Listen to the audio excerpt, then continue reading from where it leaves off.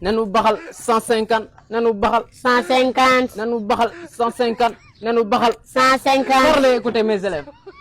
mardi 15 octobre 2024 ñu ngi leen andi li nga xamante ni mooy nenu baxal nag moom yaakaar naa ne yéen ñëpp xam ngeen ko ñu ko xamul dëgg leen bu baax ma décortiquer leen li nga xamante ni mooy nenu baxal mu ngi jugee si li nga xamante ni mooy ginaar nenu baxal lu ëpp Sénégal dañ koy faral di jaay si bitig yi wala ci marché yi léegi yéen boo leen ci bëggee da ngeen di sol seen tàll yi ngeen génn seen kër yi ngeen dem si marché bi wala si bitig ba après ñu jaay leen ko mais bu leen ko jaay ba pare da ngeen ko yóbbu seen kër yi ngeen baxal ko bu leen ko baxalee ba pare nag bu fekkente ne da ngeen ko bëgg a lekk bu simple da ngeen may xool bu baax moom leen li nga xamante ni moom lañ koy lekkee mes élèves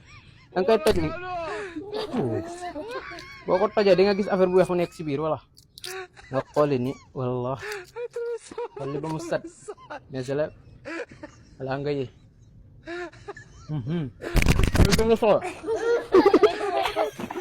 donc yéen da nga gis affaire bi zone nekkaat si biir da nga ko ñëwaat jàpp si daal da koy gën a soxla rek man sama question mooy nga xamante ne ñu ngi lekk nañ baxal am dëkk donc loolu ma soxla